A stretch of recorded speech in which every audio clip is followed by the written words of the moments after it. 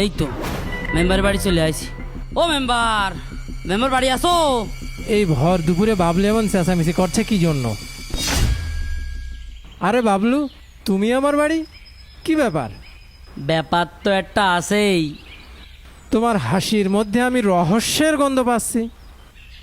আরে মেম্বার, শুধু রহস্যের গন্ধ না, আরো অনেক কিছুর গন্ধই আছে। আসো এখানে বসো, আসো। হ্যাঁ, বসেই কথা কই, চলো। বিষয়টা আমাকে একটু খুলে বলো তো। কে, তুমি জানো না ফেনী, নোয়াখালী, কুমিল্লা, লক্ষ্মীপুর সব পানিতে ডুবে গিয়েছে? হ্যাঁ গো, নেটে দেখেছি মানুষের কত দুঃখ, কত কষ্ট। আরে মেম্বার, এই সুযোগটাই তো আমাকে কাজে লাগাতে হবে। তোমার কথা আমি ঠিক বুঝলাম না। কে, বুঝলে না? তাহলে শোনো, টুপিটা একটু খোলো। কি এমন কথা যে টুপি খুলতে হবে? বাহ, এ তো দারুণ মতলব। হ্যাঁ হ্যাঁ, চলো কালকেতেই লেগে পড়ি। শোনো, কালকে তাহলে আমি ছেলে পেলে নিয়ে তোমার বাড়ির সামনে চলে আসি, তুমি রেডি থেকে নে। তাহলে আমি গেলাম। অনেক শান্তি। পরদিন বাবলু ছেলেপেলে নিয়ে বন্যার্তদের মাঝে ত্রাণ বিতরণ করার কথা বলে বাজারের মানুষের কাছ থেকে 3 লাখ টাকা উঠায়। বুঝেছো ভাইস্তে, এই টাকা পয়সা তুলে যদি মানুষের উপকার করা যায়, আহারে কষ্ট। ওই মানসির কথা ভাইবেই তো আসলাম। এর মতো সবের কাজ নেই গো। মেম্বার কইলো যাও বাবলু ভাইয়ের সাথে গিয়ে টাকা তোলো, এই জন্যই আসলাম। বাবলু ভাই, টাকা তো 3 লাখ উঠে গেছে, এখন কি করব? কি আর করবো, এই টাকা দেখানো আমরা ভর্তি করবো। কি রে, কি কও? গ্রামের লোক যদি জানতে যায় এই টাকা আমরা কিভাবে পাঠালাম, তখন? তুমি শুধু টাকা খরচ করে মেম্বার হয়েছো, মাথায় তো আল্লাহ তোমার কিছু দিইনি। শোনো, এই টাকা দিয়ে এলাকার বাজারেতে সব টাকার বাজার করে ফেলবো আজকে। তারপর? আরে আমাদের চেয়ারম্যান ফেনী অঞ্চলে আছে, সে এক পার্টির সাথে কথা বলেছে, আমরা 3 লাখ টাকার মাল ওই জায়গায় 4 লাখ টাকায় বেচবো। আরে বাহ, তাহলে তো কোনো ঝামেলাই নেই। ওরে আল্লাহ, মেম্বার সাহেবে কি ফোন দিয়ে আটছে? শোনো মেম্বার, তাহলে আজ বিকেলেই কেনাকাটা করে ফেলতে হবে। টাকা নিয়ে তুমি আজ বিকেলে বাজারে চলে আসবা, আজকে বাজার করে ফেলবো। হ্যাঁ হ্যাঁ, ঠিক আছে। তাহলে এখন আমি উঠলাম, তোমার কাছে রাখো টাকা। আচ্ছা ঠিক আছে। যা পারে তাই করুক গা। প্রিয় গ্রামবাসী, আপনারা আমার কথা একটু মন দিয়ে শোনেন।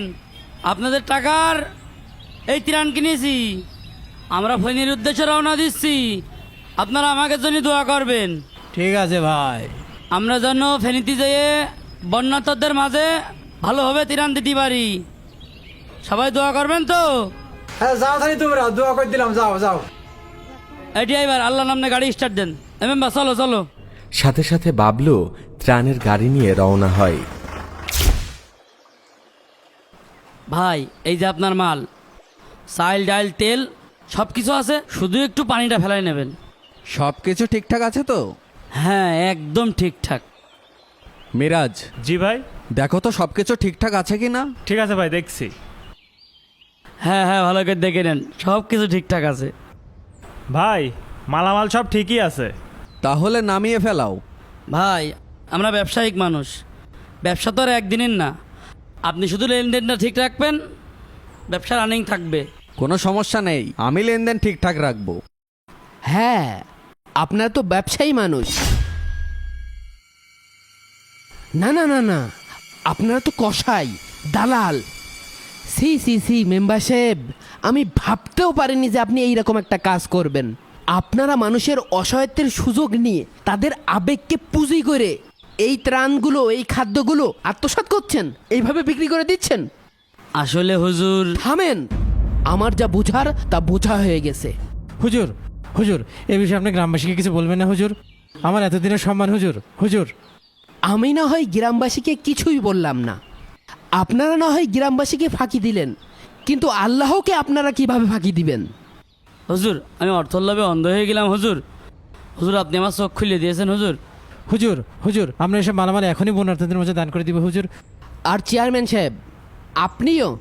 ছি, একটা কথা সবসময় মনে রাখবেন, আমাদের প্রিয় নবী হজরত মোহাম্মদ সাল্লাল্লাহু আলাইহি সাল্লাম বলেছেন, যে ব্যক্তি অন্য ব্যক্তির সম্পদ আত্মসাৎ করবে সে কিয়ামতের দিন ওই সম্পদ নিয়েই কিয়ামতের ময়দানে উপস্থিত হবে।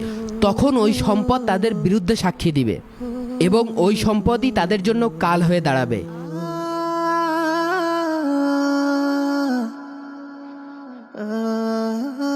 শোনেন, আল্লাহ তাআলা পবিত্র কোরআনে বলেন যে যখন কোনো মুমিন বান্দা তার মুমিন ভাইকে সহযোগিতা করে, আল্লাহ তাআলাও ওই মুমিন বান্দাকে সহযোগিতা করে। তাই আমাদের সকলের উচিত বন্যাতদের পাশে দাঁড়ানো।